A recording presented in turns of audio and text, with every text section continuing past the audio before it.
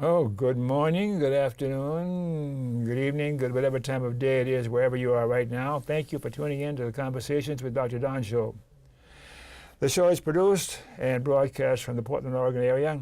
For your first-time viewers, Conversations with Dr. Don is an ongoing series of one-hour standalone talk shows where I interview interesting people, like most of you out there, about who they are as unique, one-of-a-kind individuals and about whatever it is we've decided to talk about. And my guest this evening is C. Carver, and she has a lot of interesting stuff that she's going to talk about because the title of the show is Helping Real People with Real Stuff. Helping real people with real stuff. You got it. Okay, with real stuff. All right, now, as you know, the show goes in two parts. The first part is what I call the bio part, where I talk to my guest, see about who she is and personal stuff, so you get an idea where she's coming from when she talks about herself, and you have an idea where she's coming from when we talk about the topic of the show. So let's get going now. I'm having a hard time getting started here. So let's start off by talking to you about who you are. And if I ask your best friend, who is C, what would your best friend say? Be your best friend. C is what?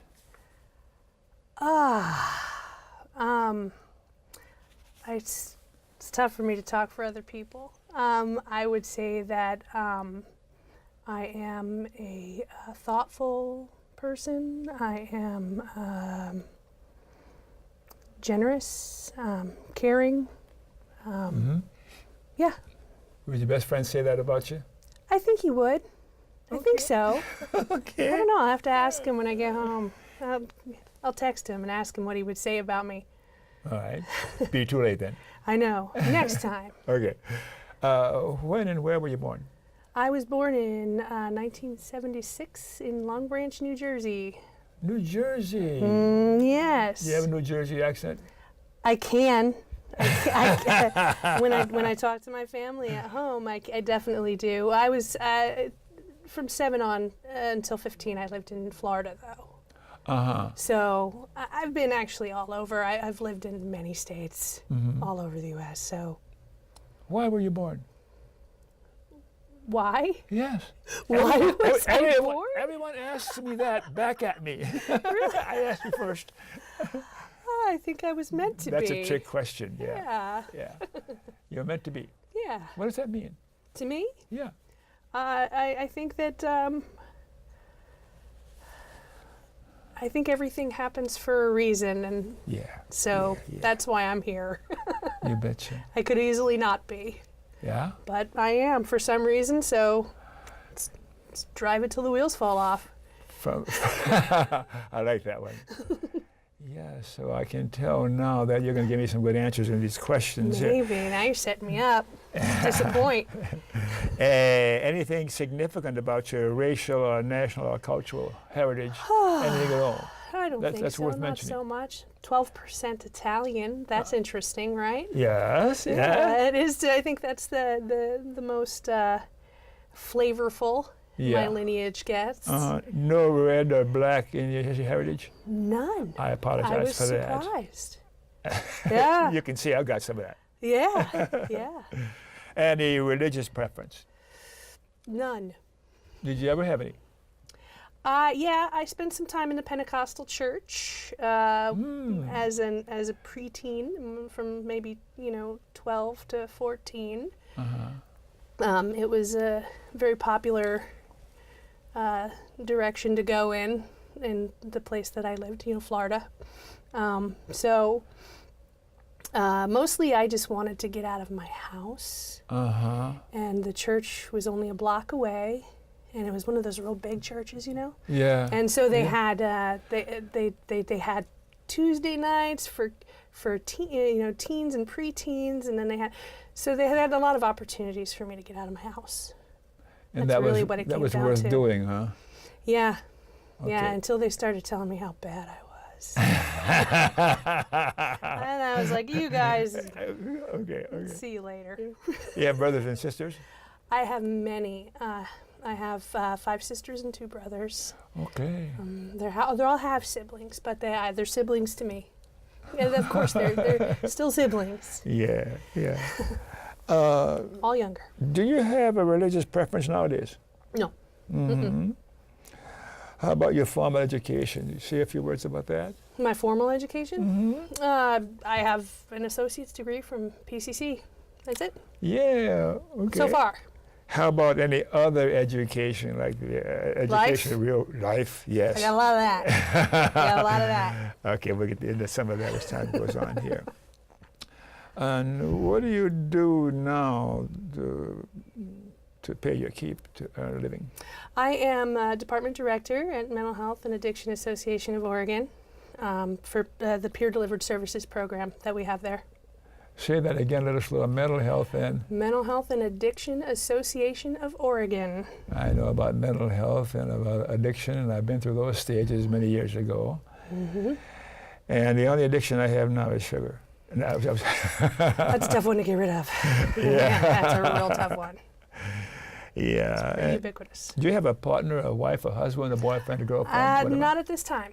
Mm-hmm. I've been in a few very long-term relationships, and now I'm just doing my thing. Are you available for a new one? I am. I am, absolutely.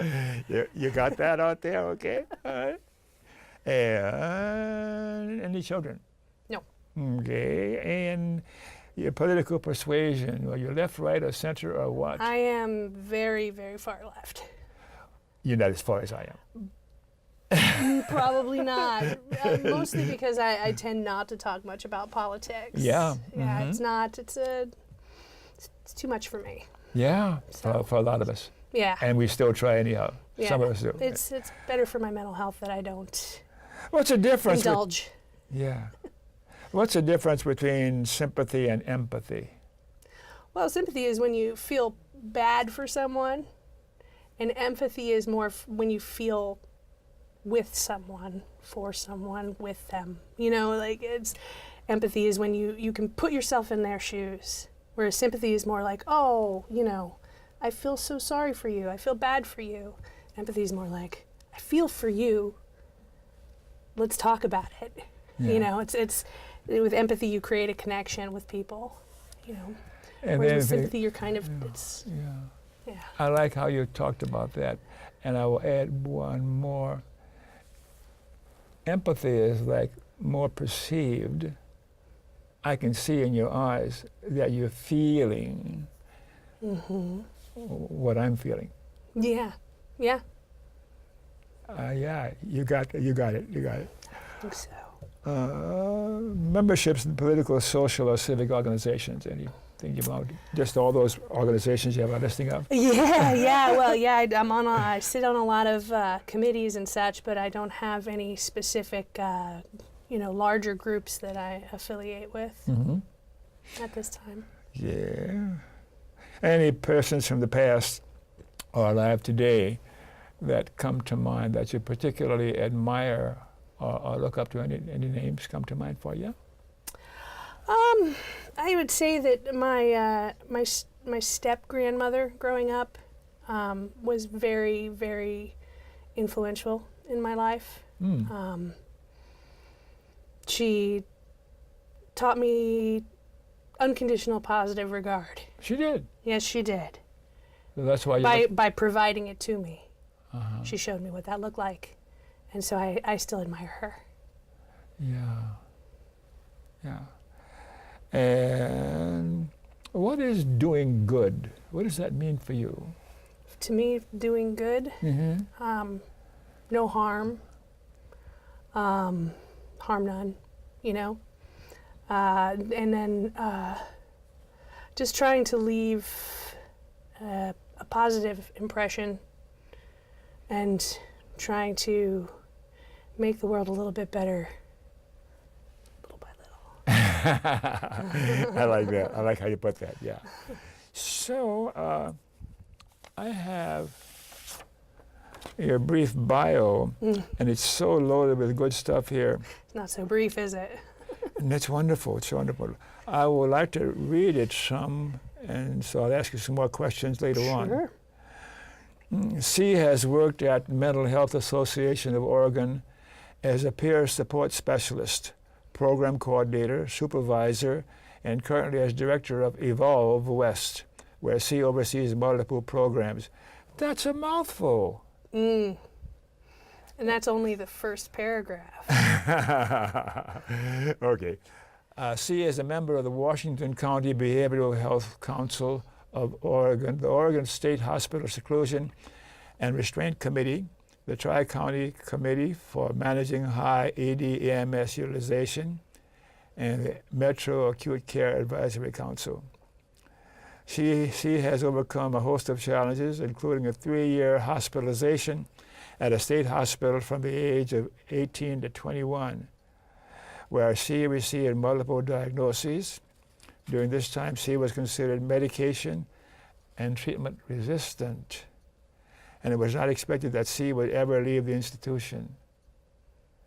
You think back to those times? Of course. Yeah. I mean, not regularly, but they're there. You bet.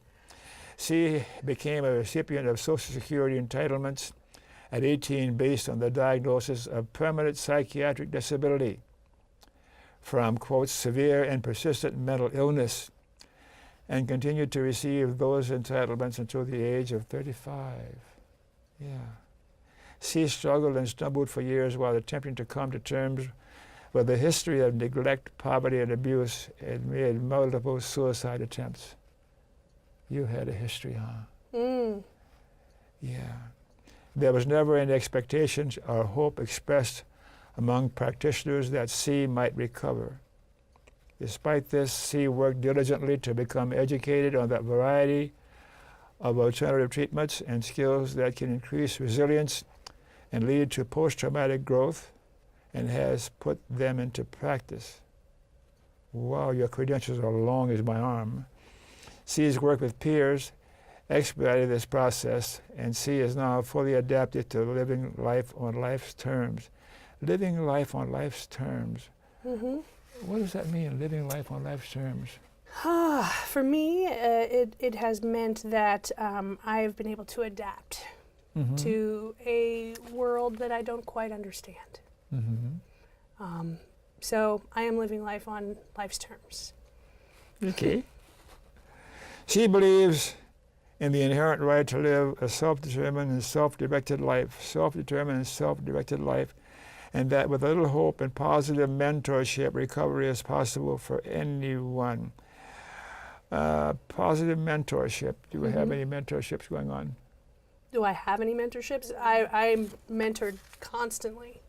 I seek mentorship, even if not personal mentorship through books, through anything that I learn. I'm always looking to find new skills and new ways of being and thinking and feeling that work best, seem like sound practices.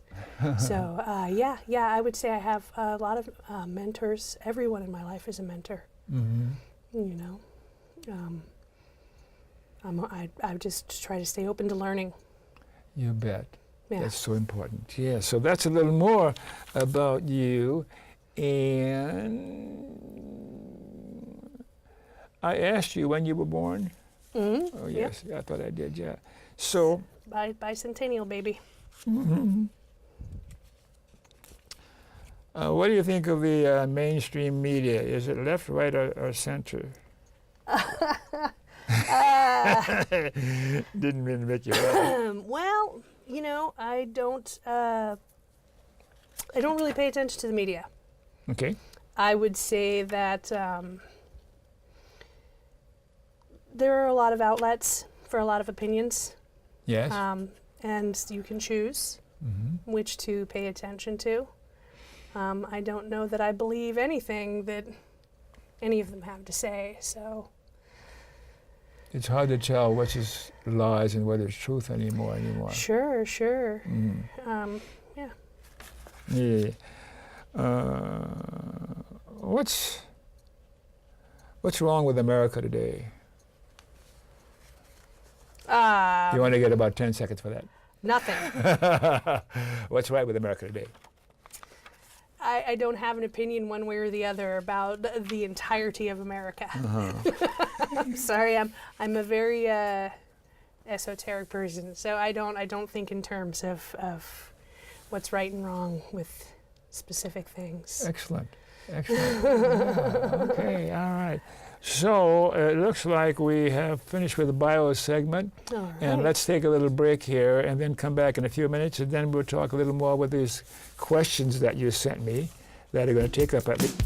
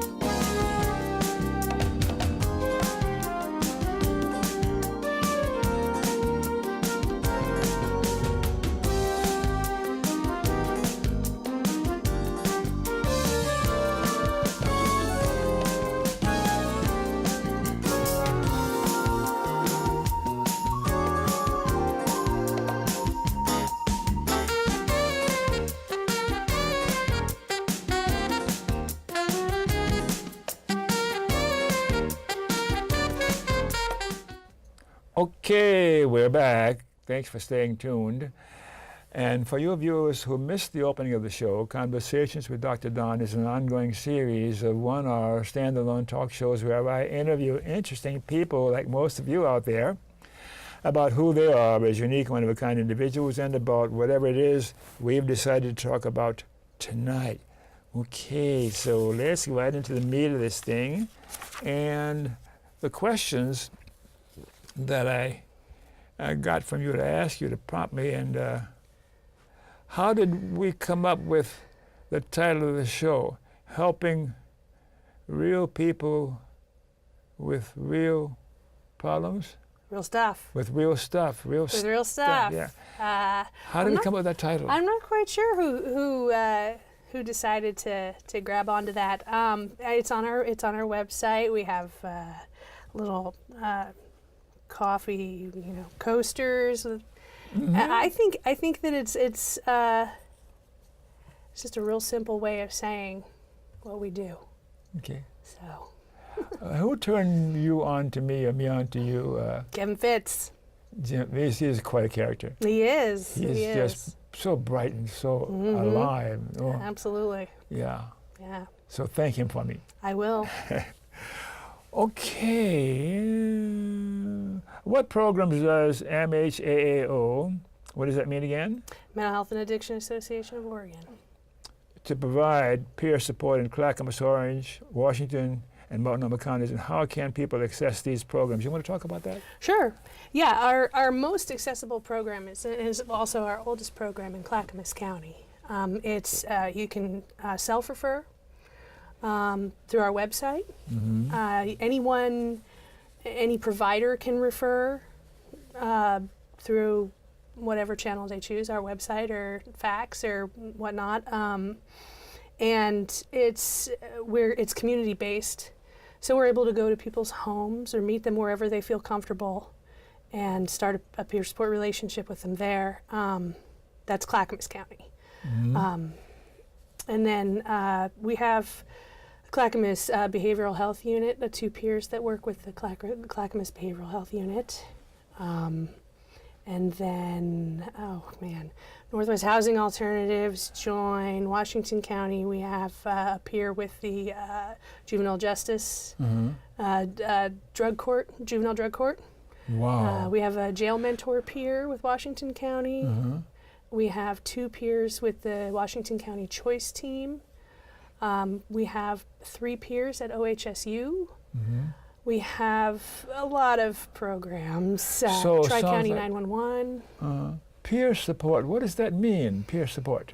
Well, peer support is this concept that people who have mental health and or addiction issues and have done the work that they need to do to consider themselves recovering or recovered, maybe, are able to assist other folks who are still struggling.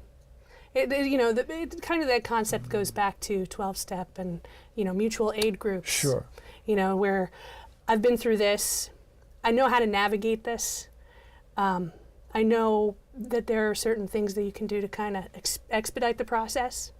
And let me show you what they are. After you tell me what you want. That's the big deal. You tell there. me what you want. You tell me what you really want. Uh-huh. And then I can help you from there figure out how to get through all of the pragmatic issues that not all of them always, I mean, people are going to do what they're going to do. But yeah, we're all folks who have just navigated through systems or, had DHS involvement, legal involvement, mental health involvement, addiction involvement, and we are interested in wanting to get to know people, connect with them. Because you've been there, done that to some degree. Yes, been there, done and that. You can empathize more readily. Mm-hmm. Yeah. Yeah, and every situation is different, but every system kind of works the same. I would say that the legal system's not that much different now than it was 10 years ago, or, DHS or the courts or medical systems. I mean, things move and change and evolve, but, I think that I could still walk in to a hospital tomorrow and kind of get how it works. And so in that I can assist somebody else. I've heard it said that an important consideration in the kind of work you're doing is listening. Absolutely. So what do you think about that? If you're a professional and you're with somebody who's having the kind of problems you're talking about right Mm-hmm. now, and you're not really listening and paying attention, then they're not going to feel that sort of connection, which is essential. Right. Yeah. Right. Yeah, you don't want that disconnect. And that can sometimes be a challenge, for all parties, not to disconnect. But there's luckily multiple opportunities. I wouldn't say that I have been 100% present Mm-hmm. in every conversation that I've had with every peer that I've worked with. Mm-hmm. But I do try my best to pull myself back to being present. And when I'm not present, let that person know. You know what, I got caught up in my thoughts for a minute there. Can you repeat what you said? Because I think it's important. Mm-hmm. Just to let people know that you're there with them, and you want to be there with them. Mm-hmm. Even though you may have a little bit of stuff going on in your own mind. So after Talk about stuff going on in your own mind. I've always got stuff going on in my mind. Exactly.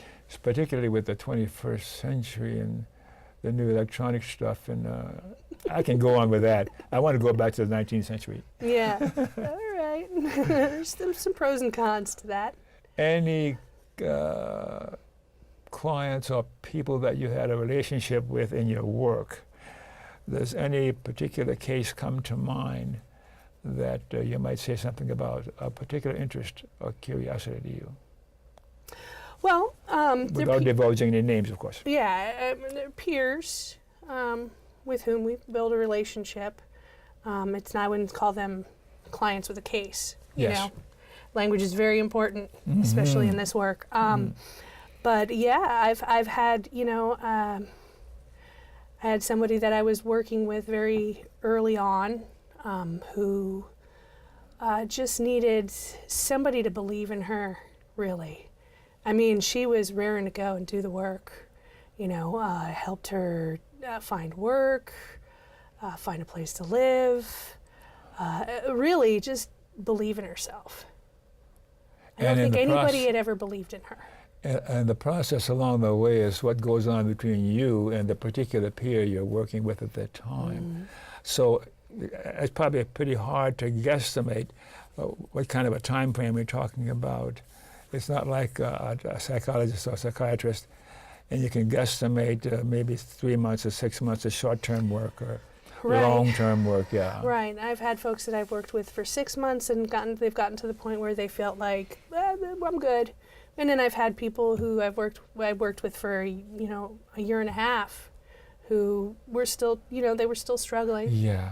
with the first thing that they presented as an issue. It just depends. It depends. How about addictions? Those must be pretty difficult to deal with. I worked with, I personally don't have addiction issues. Mhm. So, I do have addiction issues, don't get me wrong. I have behavioral addictions. I'm a compulsive gambler. But I don't have substance use issues, but I still found it fairly easy to bring that empathy and make that connection with people. I don't think that people, dealing with addiction issues are any different than people dealing with any other kind of issues, just that they are stuck and kind of enslaved to this substance or this behavior. But there's ways out of it. There's ways out of everything. Not out, but through.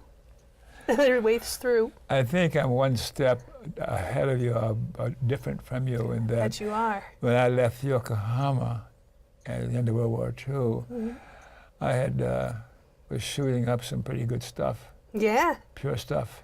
sure. And luckily, the ship coming back to America, I had enough time away from the stuff and the contacts and like that. And man, it was an awful time to talk about cold turkey. Yeah, but imagine if you hadn't have been able to make that that shift, that geographical shift, I mean, that's the problem for a lot of folks, is that they may go to jail and get cleaned up and spend some time sober and decide that that's an avenue that they want to continue to pursue. But then when they get out of jail, they go right back into the same environment with the same people. Yeah. That's a lot harder than getting on a freighter and heading back across the sea and starting over. Yeah, and you're forced to abandon, give it up. Yeah. So we're calling back old memories because I'm 90 years old and we got some pretty old memories here. Yeah. And probably we can do some peer counseling right now. Sure. We'll change roles. Sure. Okay. Yeah.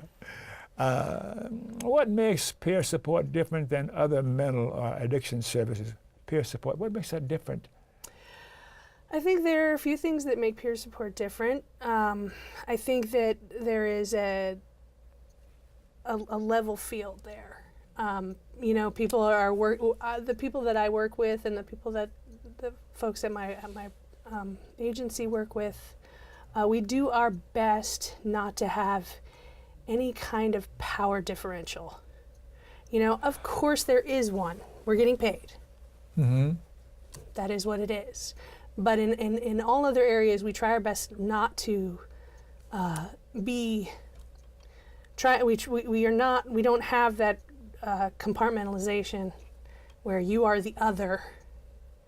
You're one of us. Yeah. You're not a client or a patient who is to be treated and then sent somewhere else.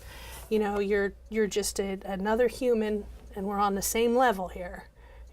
Just being humans. Mm-hmm. And that's what I think that's one of the things that is a major differentiation point. I know that when I was in therapy, I always felt almost like there was a glass wall between myself and the therapist. Yeah. You're not to let me know anything about yourself. You're not to divulge any of your personal story. And that would have been so helpful. That would have been so helpful for somebody to tell me, Yeah. I've been through this. Yeah. In a way that I could find believable and authentic. Mm-hmm. So. So I wonder how much goes on between you and a fellow peer, or how much goes on between a psychiatrist or a psychologist and the client or the patient that psychiatrist or psychologist is working with. I'm looking for the key ingredients required for there to be that sort of a connection where some decision can be made, however it's hard to define or not define, there the person has permission to be different, to experiment with being different. Particularly, it gets complicated when thinking about addictions and those kinds of things, as I've dabbled in that stuff. And let's not go back on me anymore. I too many irons in the fire. You're But welcome. I've come a long ways. Yeah, Oh, yeah. yeah, I was not okay for many, many years, and spent so many Right. years in the system, in different models of treatment and psychotherapy and analysis, and I've experimented with a lot of them. And I come down to the simple stuff that I'm pretty sure I can sense that you do with fellow human beings needing to be listened to and cared for, genuinely cared for. Yeah. Yeah. Like I said before, just having somebody believe in you goes a long way. And that goes back to that grandmother I was speaking of, you know, that unconditional positive regard. I may not like what you do, but I like you. And she gave you that. Yeah. And how'd you latch onto her? Was it kind of It was a mutual. desert out there? Yeah, it actually was. So we kind of latched onto each other. She was a classical. I don't like labels. I don't, you know. Yeah. But she was a pretty classic bipolar 1 type situation there. So I just, she was different. I was different. We were both wild and weird. And then sad. And what? And then sad. Yeah. Ups and downs, ups and downs. You know, I was a very, I was a very, as a kid, I just had a lot of ups and downs. Oh yeah. Oh yeah. It was not like the other kids. Kept myself apart. Yeah, because I was going through a lot. I was really going through it in here. Who loves you nowadays? Who loves me? Hopefully a few people. You know, I have a really strong support system. I have some really great friendships. I have some really great work friendships that to me aren't any different, but kind of have to be because they're work and, you know. So yeah, my natural supports, my support system, my peoples. I've made my own family. You know, I mean, not to discount my real family. I you know, they're pretty cool, but they're not all quite as weird as I am. Me too. Yeah. Okay. Peer support trying to replace. What? Or peer support trying to replace other higher paid clinical staff. No.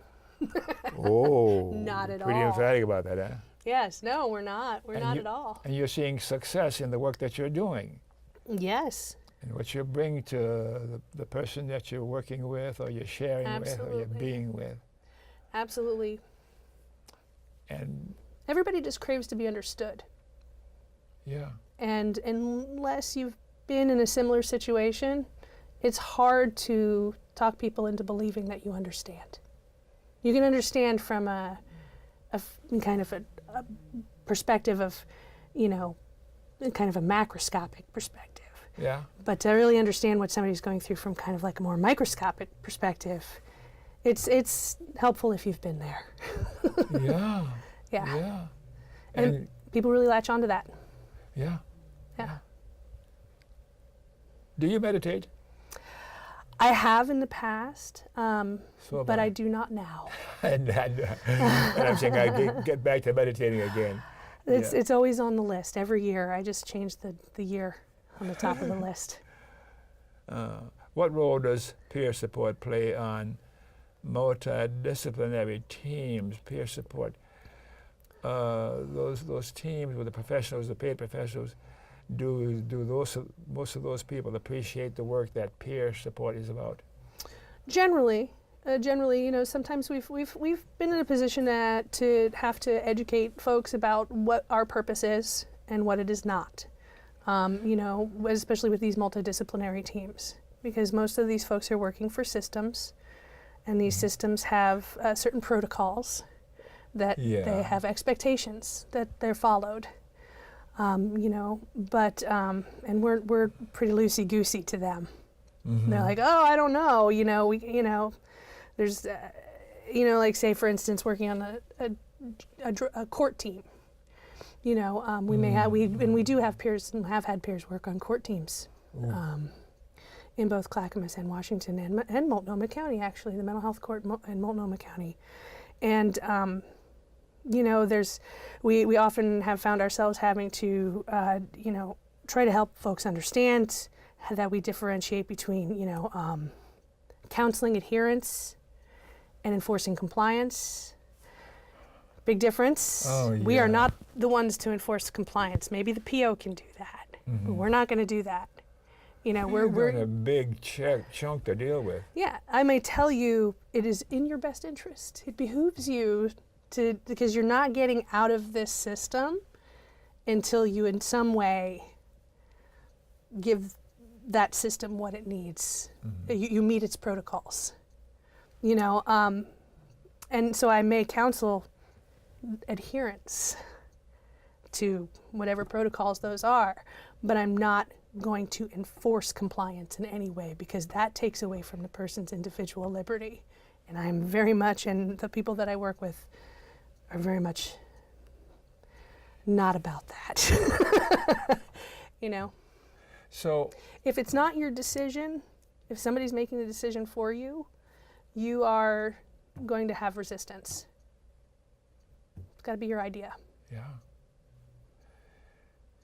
So can you sense in your relationship with a particular peer when you can only go so far because of the nature of your work in the organization? And I wonder, what do you do when you sense that at that point in time has come? And what I used to do is say, well, are you ready to go out now and try your wings, or you need some more talking or some more visiting?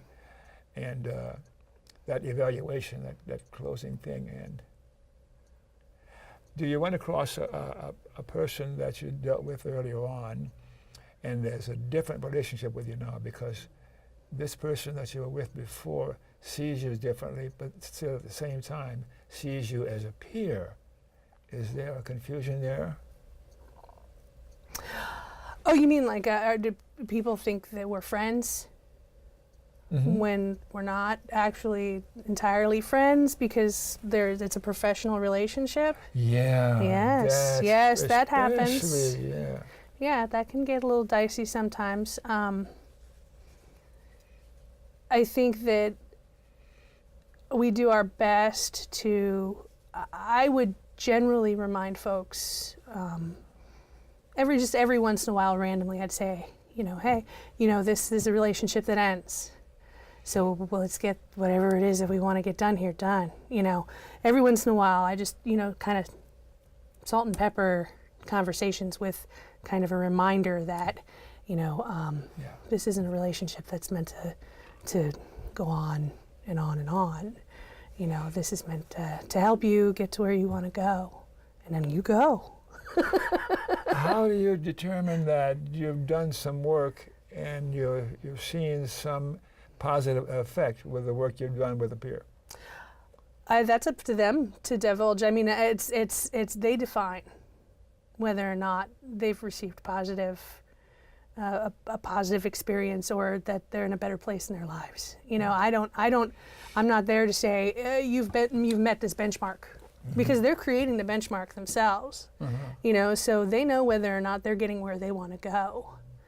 And a lot of times with the peers, that they'll start off in one direction, and then as time progresses, go, actually I'm not wanting to do this. I want to go in this direction, and it's not for me to say what direction is the best direction. So there aren't really those benchmarks, other than the practical benchmarks. You see people getting their kids back. You see people getting sober. You see people making friends. You see people making connections in their community. You see people getting jobs. You see people getting homes, taking on more and more responsibilities. Those are the things. You see that. But it's not for me to say, now you're doing good, before you were doing bad. You know, that's not what I do. But you make that sort of adjustment. I don't like the words you're using to describe that, but you're a professional and you have to do it that sort of a way because you got to, somewhere along the line, you're going to make some sort of a judgment where you're ready to graduate. And this is for you to decide. Right. For the end of the relationship, yeah. I mean, I think that in general, for the most part, most of the peers that I've worked with have made that decision for me. They've said, hey, I think I'm good. Can you think of any peers that you worked with in the past and you've seen dramatic or serious change in the time that you had with them in the relationship? In our relationship, like the peer and I? Yes. Yeah,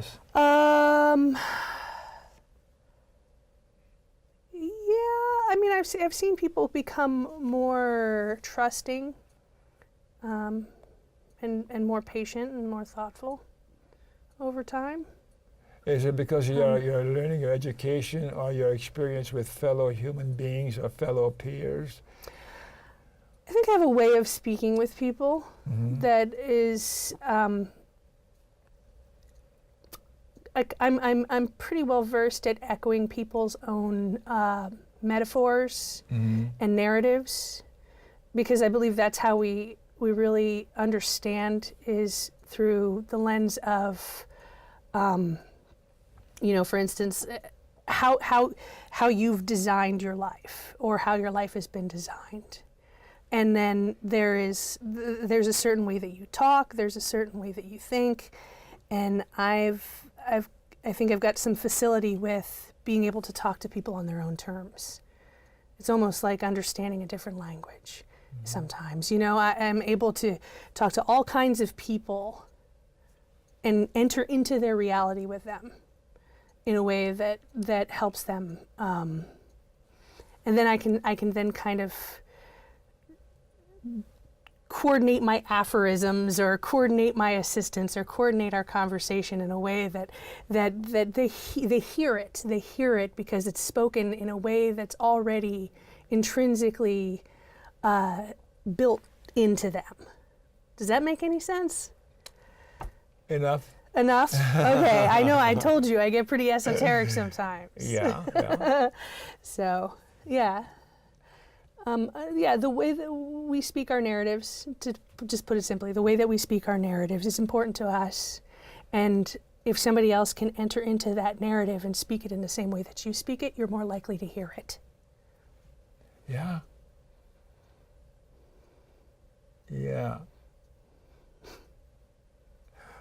Okay.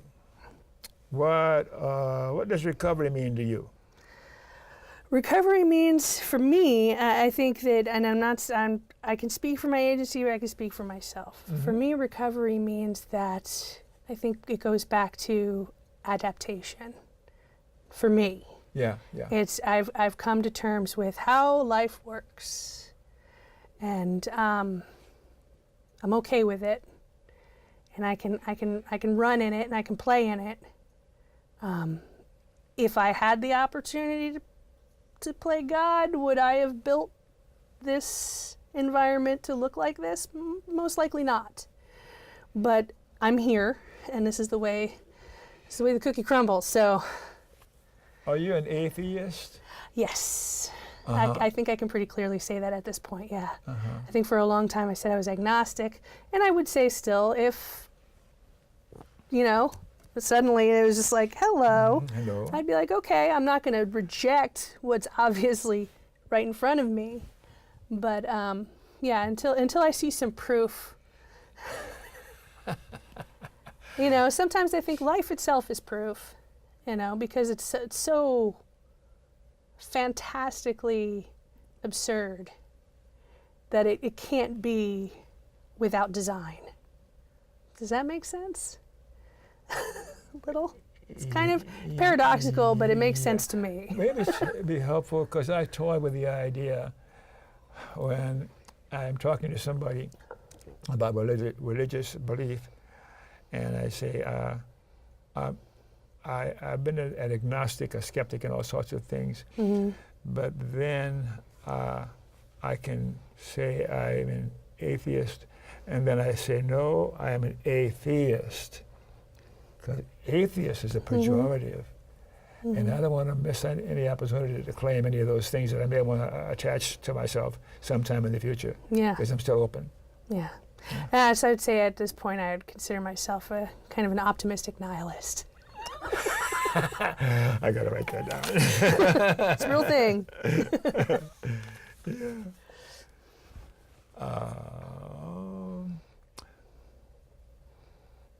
What does recovery mean to you?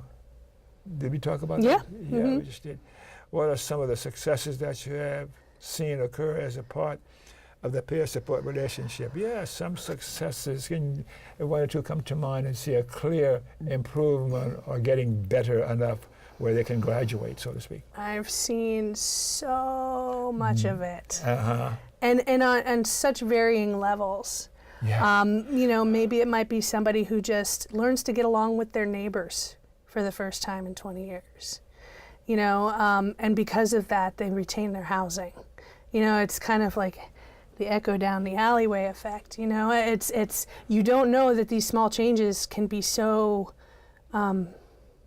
helpful to a person until you see them in action. You know, maybe just even getting somebody reconnected to their church, getting somebody to give them the confidence to go try for the job that they really want, or the volunteer opportunity that they really want.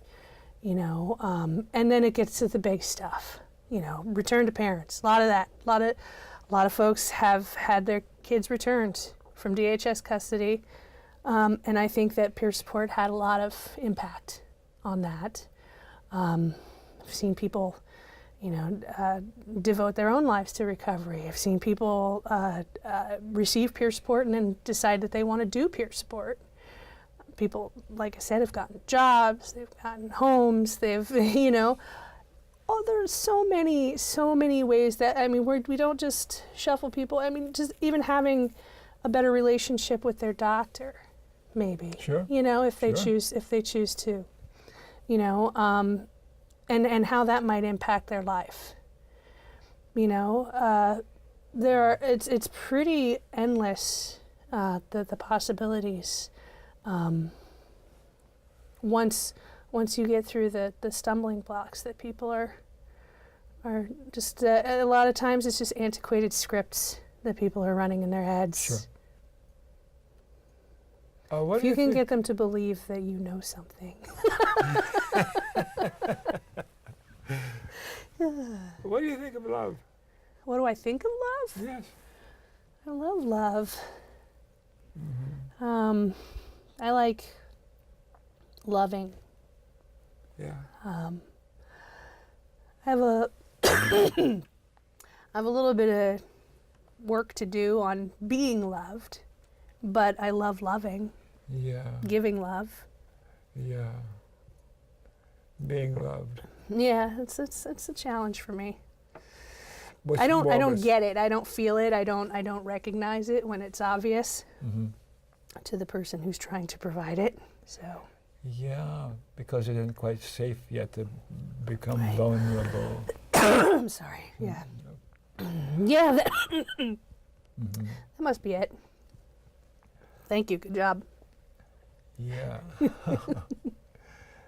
And what's probably more important in my life now is being old enough or smart enough or wise enough where I can appreciate getting better, getting healthier. Yeah.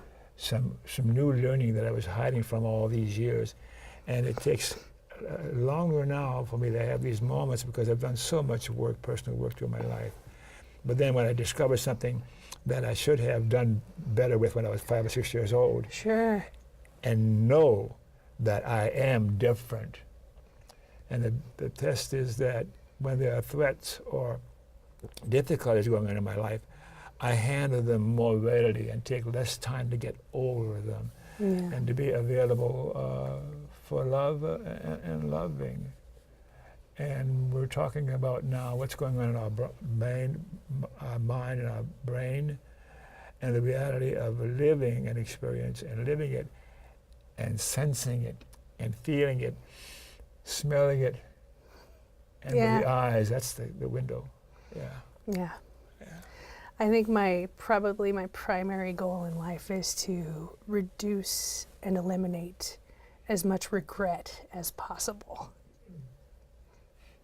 Thank you.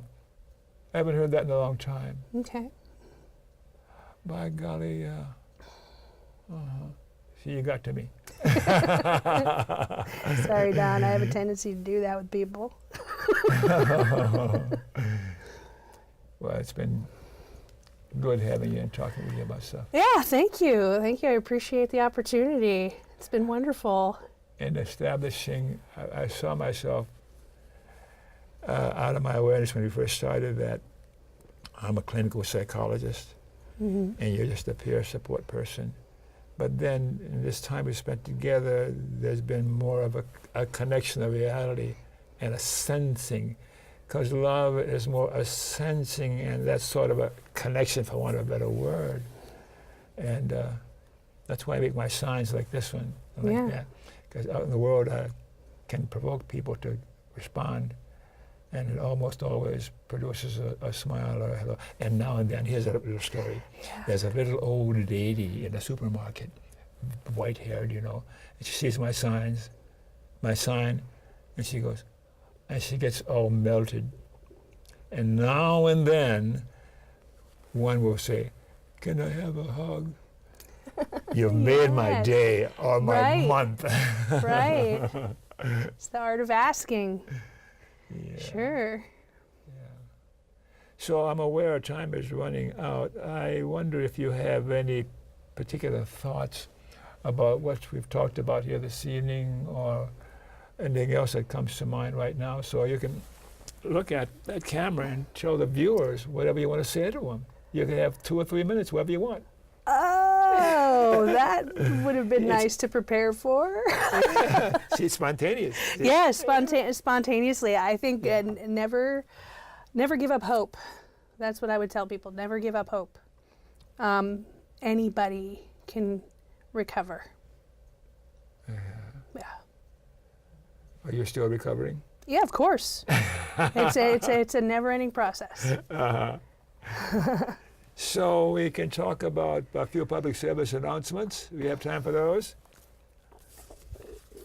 The public service announcements.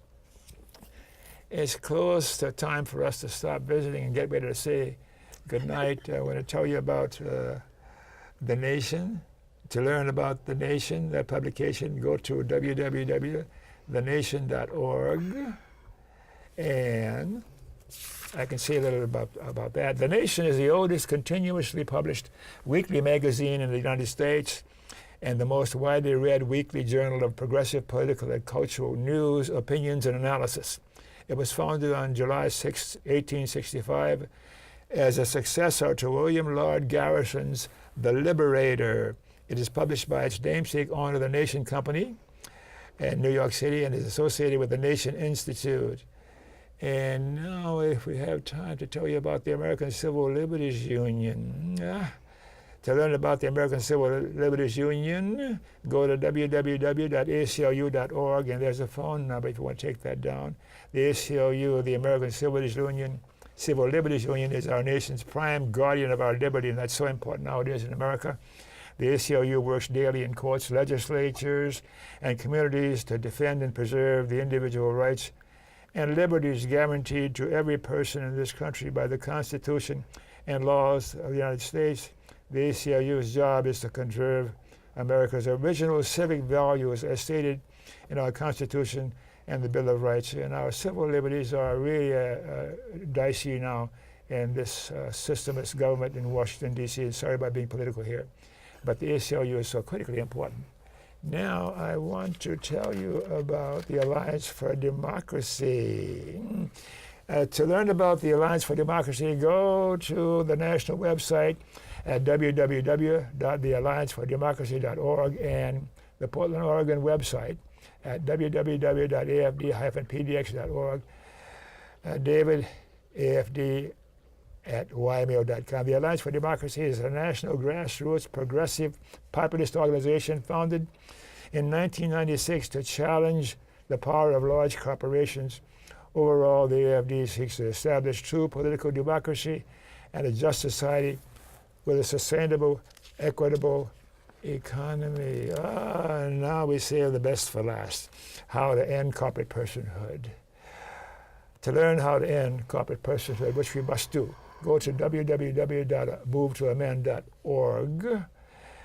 Since the Supreme Court in March 2009 announced their decision that corporations are to be recognized as persons with the same constitutional rights as real human persons, tens of thousands of outraged citizens throughout the country have realized the need to amend the U.S. Constitution so that it clearly specifies that personhood rights shall be granted to only real flesh and blood persons and not to corporations, and that money is not speech. They have signed various move to amend petitions circulated in their areas to express their sentiments to their government representatives. Please join this movement now to take back our country from the grasp of the corporatocracy and save this beautiful experiment in democracy called the United States of America. Yeah. So before we say good night, I want to also say a big thank you to my wonderful crew and to the managers and teachers here at the studios in the Portland, Oregon metro area where I produce and host the Conversations with Dr. Don shows. I also want to thank you viewers in other parts of the country where you're watching. Thank you for watching. And remember, KFC. Thanks for watching. Remember KFC? Not that KFC, Dr. Don's KFC. Kind, friendly, and charitable. Be kind, be friendly, and be charitable to you too. Especially you, and you in the control room, and you, my guest. Thanks again, and we'll see you next time.